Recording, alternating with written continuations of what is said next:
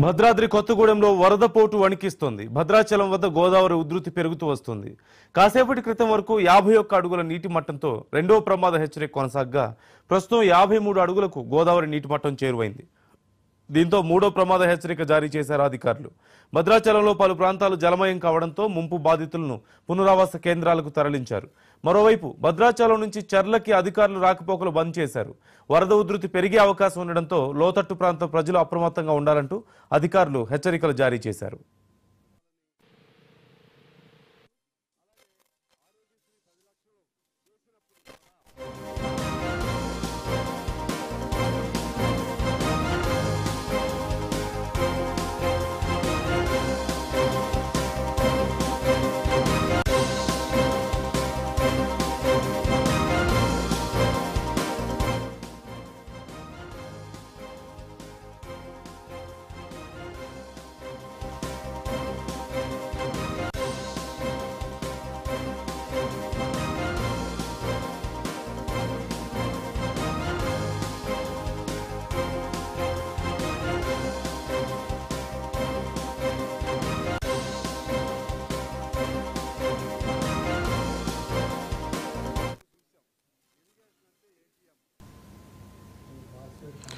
భద్రాద్రి కొత్తగూడెంలో వరద పోటు వణికిస్తోంది. భద్రాచలం వద్ద గోదావరి ఉధృతి పెరుగుతూ వస్తోంది.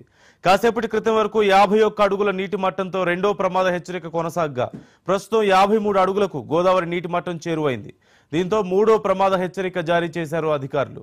భద్రాచలంలో పలు ప్రాంతాలు జలమయం కావడంతో ముంపు బాధితులను పునరావాస కేంద్రాలకు తరలించారు. మరోవైపు భద్రాచలం నుంచి చర్లకి అధికారులు రాకపోకలు బంద్ చేశారు. వరద ఉధృతి పెరిగే అవకాశం ఉండడంతో లోతట్టు ప్రాంత ప్రజలు అప్రమత్తంగా ఉండాలంటూ అధికారులు హెచ్చరికలు జారీ చేశారు. పూర్తి సమాచారం మా ప్రతినిధి రామకృష్ణ అడిగి తెలుసుకుందాం. రామకృష్ణ, భద్రాచలం వద్ద వరద ఉధృతి భారీగా ఉన్నట్లుగా తెలుస్తోంది. ప్రస్తుత పరిస్థితి ఏంటి? నందు, గోదావరి ఉధృతి గంట గంటకు పెరుగుతుంది. కాసేపటి క్రితమే 53 అడుగులు చేరుకోవడంతో మూడో ప్రమాద హెచ్చరిక జారీ చేశారు. ఇది చివరి ప్రమాద హెచ్చరిక. అంటే గోదావరి ప్రమాదకర స్థాయిలో ప్రవహిస్తుందని అర్థం. దీనికి సంబంధించి ఇప్పటికే మొత్తం భద్రాచలంలో ఏజెన్సీలో ఉన్నటువంటి పలు ప్రాంతాలకు బాహ్య ప్రపంచంతో సంబంధాలు తెగిపోయాయి. మొత్తం కూడా వాగులు వంకలు పొంగి పొర్లుతున్నాయి. చాలా ప్రాంతాలు జల దిగ్బంధంలో చిక్కుకున్నాయి. వాళ్ళందరినీ కూడా యుద్ధ ప్రాతిపదికన పునరావాస కేంద్రాలకు తరలిస్తున్నారు. ఎక్కడైతే వాగులు వంకలు పొంగి పొరుతున్నాయో అక్కడ చెక్ పోస్టులు ఏర్పాటు చేసి పోలీస్ బందోబస్తు ఏర్పాటు చేశారు. ఎవరిని కూడా అటు ప్రాంతాల వైపు వెళ్లకుండా చూస్తున్నారు. ఇటు భద్రాచలం రామాలయ పరిసర ప్రాంతాల్లో కూడా ఫ్లూయిల్ ద్వారా నీళ్లు లీక్ కావడంతో మోటార్లను ఆన్ చేసి ఆ వరద నీటిని అంతా కూడా గోదావరిలోకి వదులుతున్నారు. మొత్తం కళ్యాణ కట్ట కావచ్చు, స్నానఘట్టాలు మొత్తం కూడా జల దిగ్బంధంలో చిక్కుకున్నాయి.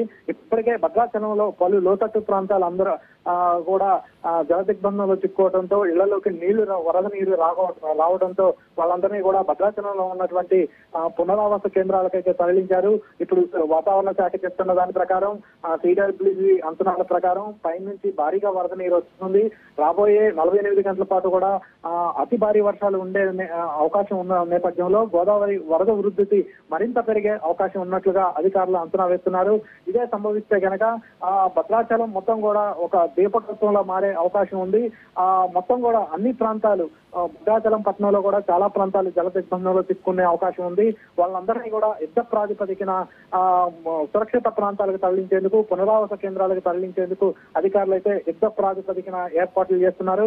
ఇప్పటికే కలెక్టర్ భద్రాచలంలోనే మకాం వేసి అధికారులతో సమీక్షా సమావేశాలు నిర్వహిస్తున్నారు. కంట్రోల్ రూమ్ ద్వారా వరద సహాయక చర్యలను ఎప్పటికప్పటికే ఆయన పర్యవేక్షిస్తున్నారు. ఎవరికైతే అత్యవసరం అయితే ఆ కంట్రోల్ రూమ్ కి ఫోన్ చేసి సహాయం పొందాలని కూడా చెప్తున్నారు. ఎవరైతే కొంతమంది ఇళ్లలోకి నీళ్లు వచ్చినటువంటి బాధితులు ఉన్నారో వాళ్ళు కొంత పునరావాస కేంద్రాలకు తరలి రావడానికి నిరాకరిస్తున్నటువంటి నేపథ్యంలో అధికారులు వాళ్ళ దగ్గరికి వెళ్లి నచ్చజెప్పే ప్రయత్నం చేస్తున్నారు. ఇంకా 53 అడుగులు దాటి ప్రవహించే అవకాశం ఉన్న నేపథ్యంలో ఇంకా ఏ ప్రాంతాలు అయితే నీట మునుగుతాయో వాళ్ళందరినీ కూడా ఇప్పటికే అధికారులు ఆ ప్రాంతాల్లోకి వెళ్లి వాళ్ళందరికీ కూడా అలర్ట్ జారీ చేశారు. వాళ్ళందరూ కూడా తక్షణమే ఆ ప్రాంతాలు వదిలి తమతో పునరావాస కేంద్రాలకు తరలి రావాలని చెప్పి అధికారులు అయితే చెప్తున్నటువంటి పరిస్థితి ఉంది. జలాశయాలు మొత్తం కూడా రోడ్ల మీద భారీగా వరద నీరు ప్రవహిస్తున్నటువంటి వస్తున్నటువంటి నేపథ్యంలో ఆ ప్రాంతాల్లో ఎవరు కూడా ప్రయాణాలు పెట్టుకోవద్దని చెప్పి అధికారులు అయితే చెప్తున్నటువంటి పరిస్థితి ఉంది. రాబోయే 48 గంటల పాటు కూడా ప్రజలందరూ కూడా గోదావరి తీర ప్రాంత ప్రజలందరూ కూడా అప్రమత్తంగా ఉండాలని చెప్పి అధికారులు అయితే సూచిస్తున్నారు నందు. Right, thank you Ramakrishna.